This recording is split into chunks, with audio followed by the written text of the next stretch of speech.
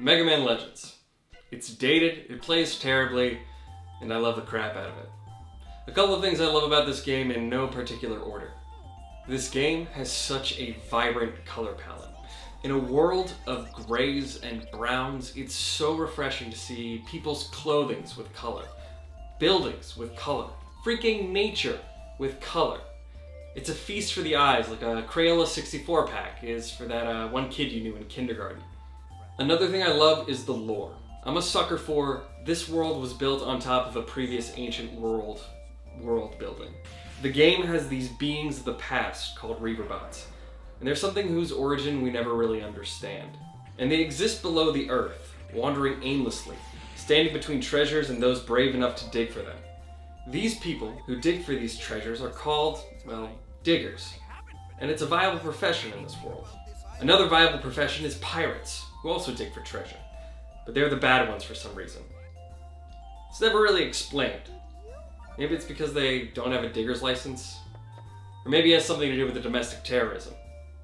Or the violation of zoning laws. What are you people doing up here?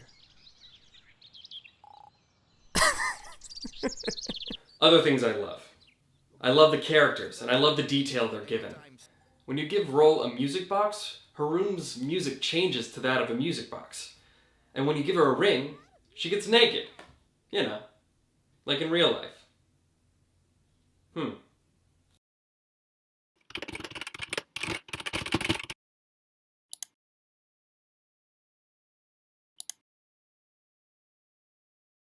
Uh-oh.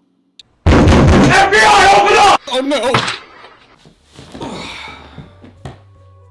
So, everything in this game has a text box, and I mean everything. Mega Man explains whatever he sees in the game, and it's sort of necessary because what is this? Or this? Or this? Oh, that's a doll. Okay. The sound design in this game is amazing. Why do I love the sound of Mega Man walking around so much? That's good! Oh, I love it! The entire soundtrack of this game is 90s MIDI goodness.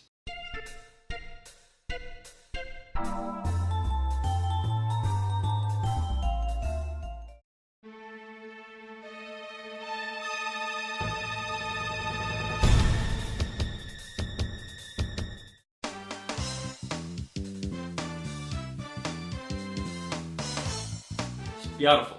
All cutscenes are rendered in-engine, so as you upgrade your suit and have different special weapons, these changes show up on Mega Man during the scene.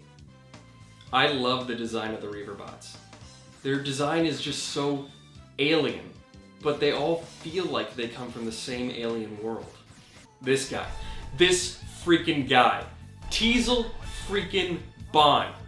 Big dick energy. He's not afraid to show his emotions. He has love for his family and doesn't put down his subordinates. He fails, learns from his failure, then looks failure in the face with a great big smile, and then fails again. He's great. He's great. So good. And then there's his sister, Tron Bond, who has the hots for Mega Man. You're alive! That's wonderful! What? And that's her character. I'm not exaggerating when I say that almost every single line she has is about how she doesn't understand how Mega Man makes her heart go all doki doki. Which is weird, because Mega Man's 14 in this game, and Miss Bond looks like a fully grown woman.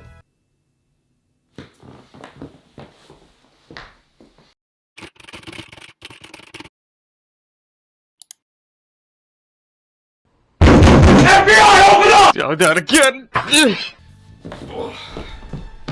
And then there's Bon Bon, who exists, and he does this thing. That's weird. That's so weird. The Servbots. These things are one of Capcom's most iconic characters, and it's all thanks to this relic of a game. My favorite description of them is by the Inspector.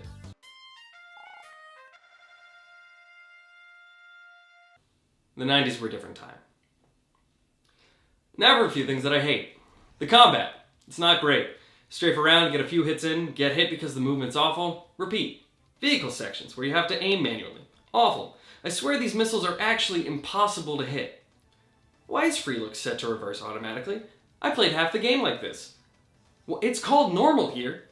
Why isn't normal default? The game engine renders things terribly. Look right here. Am I in front of the dock or am I on top of it? Which is it? Tank controls. You turn with the shoulder buttons. And you turn so freaking slow. Megaman may be 14, but he moves like a Roomba.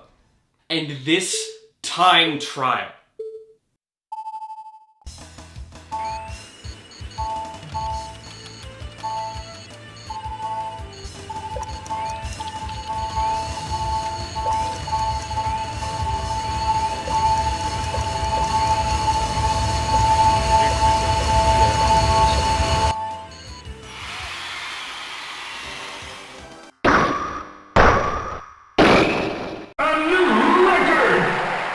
You may not know this, but you move ever so slightly faster by pressing up on the D-pad while you're skating around. I figured that out on the last run. Biggest reason as to why I love this game? Simple. I played it as a kid. My only other option was Pajama Sam.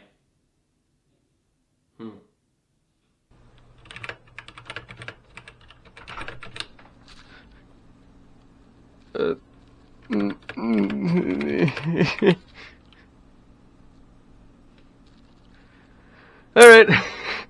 Bye. Whew.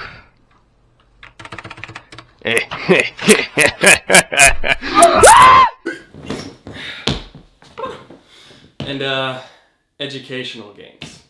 I'm happy this is the game I had access to as a kid. It has so much love put into it from the devs, and it pulls me into its strange little world every time. Games like these make you think back to when things were easier, when your job wasn't slowly sucking your soul from your body, and the heavy burden of responsibility wasn't on your shoulders, when you had friends who lived close to you, when you had home-cooked meals instead of cereal and a six-pack of beer for dinner, back when you listened to the warm electronic hum of a CRT monitor in your basement and kept the volume low since your half-an-hour video game time was up for the day and you needed to get to a save point. Back when you looked forward to playing outside. Back when you didn't think like this. But then you see something like this, or like this, and you think about how far games have come since then. And then you think about how this game has some serious flaws which make it frustrating to play. And then you think about how the developers were probably in situations just like yours, trying to make a great thing even though they knew it would be flawed. Watching the years pass and wondering if they're making the right decisions. And then you remind yourself that you're only 24 and you have a lot of life left to live. You're supporting yourself and you're making artistic, creative things like you told yourself you would. And you think your computer filtering out the blue light from night mode as it basks you in that orange glow is a pretty fitting literal representation of rose-tinted glasses. And that you were bullied a lot in school. You didn't fight back even though you knew jujitsu because you really hated conflict. That standing up for yourself or others usually made you cry for some reason. That you've always taken solace in video games because they gave you respite from the confusing and angry world both around and inside of you. But you now know that happy endings to dark and chaotic times are possible through perseverance. And some dumbass kid with stupid hair can grow strong and save the world. Or at least an island. Megaman Legends. 10 out of 10.